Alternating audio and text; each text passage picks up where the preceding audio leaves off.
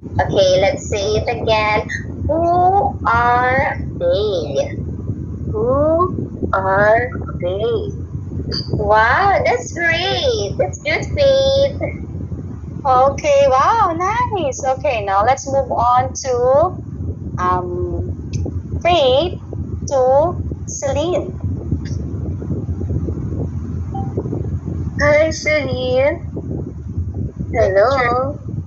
Are you still okay? I'm hungry, teacher. Oh, you're hungry. Okay, you will eat later. You will ask mommy for food later, okay?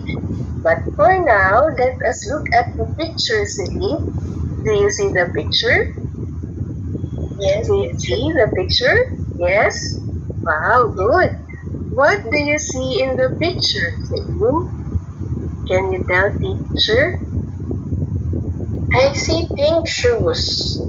Oh yes, you are right. You see pink shoes. What else do you see?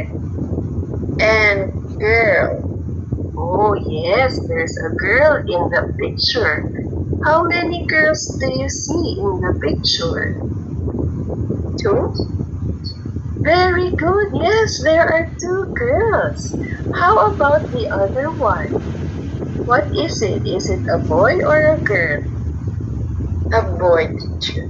Yes, you're right. How many boys again do you see? 1. Good job. Okay. So can you follow teacher? We will read the words in the picture. Yes, can you follow teacher? Yes. Okay, I'll follow teacher. Who?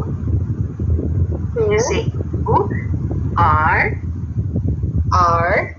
they? They. Again. Who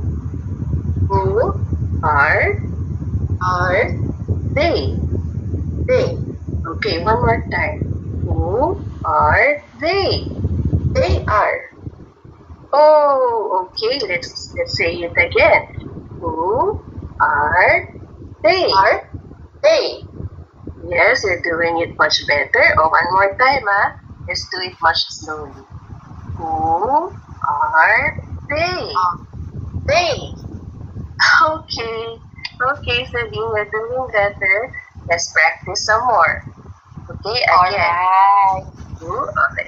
Okay, that's good. That's good. I like that. I like that reaction, Faith. Okay, let's practice some more. And then actually, as I mentioned to you, you don't need to spend more 1 minute if it is 25 pages, okay? Because there is a wrap up. There's a wrap up. There's a summer, like wrap up review. So you can still review. Okay, take note in your mind. Okay, so he has or she has to review this sentence. Okay, and then as time goes by, mapapractice at mapapractice yung bata till he gets it. Okay, so next. Wonderful. Okay, Teacher Len. Good morning, Mitch. I'm Teacher Len again. So, what can you see in the picture? I see it too.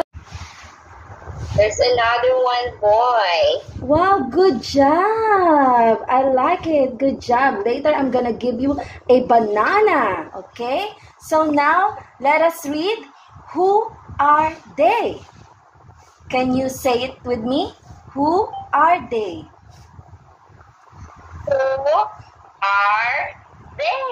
Good job! You made it! So here's your banana. Great. Okay. Wow, ang gagaling nyo. Actually, alam mo yung nakakapasakay talaga. Depende sa materials. Okay? So, let's do the cool down. Okay? Teacher Len, your student is Faith. Go ahead. Hi, Faith. Come on. So we will do Sa cool down na tayo. cool down. Okay, ito yung mga pages sa cool down. Okay? Go ahead, Teacher Len. Okay, Faith. So here's the exciting part. So again, do you remember? Teacher Len, nakamute ka. Ano ba yan? Nakamute pala ako. Okay, go. Ayan. Hi, Faith. So this is the exciting part. So we will do the cool down. So do you remember the song Johnny Johnny? Do you remember? Teacher, Teacher Len, mag-ano tayo? Ito yung equal down natin, yung wrap up. Ay, yung, asan ba? Ah, okay. Ito. Okay. Okay, go. What did you learn? Okay, so Faith, what did you learn for today? What did you learn? What word did you Let's learn? read. Okay, let's read. Okay. Okay, let's read, Faith. The first word, can you read? He. He. So, he is a boy or a girl? Boy. Boy, very good, Faith. So, the next word, can you read? She.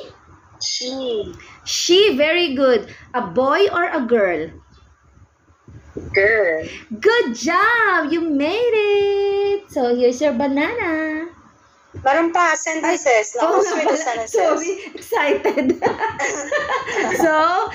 so again, let's read the sentence. He is my brother. He is my brother. Can you circle the he? Can you circle? Done, teacher. Good job. And then next, can we read? She is my sister. She is my sister. Again, she is my sister. She is my sister. Very good. Good job. So can you circle again the word she? Done, teacher. Wow, here's Okay, your very cake. good. Very good. That's awesome. That's awesome because in the summary, she was able to ask also questions, the CCQ, just to check if the students really understood the lessons, the two target words. Okay din yun. Okay? So, but normally, yung iba naman, pinapabasa na lang. If they can read, let them read. Okay? And then, if they cannot read, yung ginawa niya kaninang strategy is she read first the sentence and then she asked the students to repeat, especially for the parrot students. Yeah, it happens talaga na kayo yung magbabasa and then they have to repeat. It's okay. Okay, now let's move on to Celine. Celine to Len. Go ahead. Summary, cool down. Hi, Len. Hi, Teacher Celine. Now let's check what have you learned today. Okay. Are you ready? Yes. Okay. Say he. He. Say she. She. That's great. Okay, again, once more. Say he. He. Very good. He, is it a boy or a girl? A boy. Very good. How about she? Is it a boy or a girl? A girl, teacher. That's great. Now, can we read, he is my brother? He is my brother.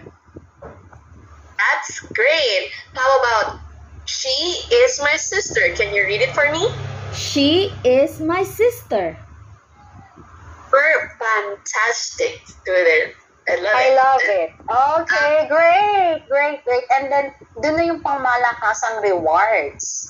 Kung ano yung pangmalakasang rewards muna, parang minsan big cake, okay, depende. You can just copy-paste from the internet and give it to the chat box.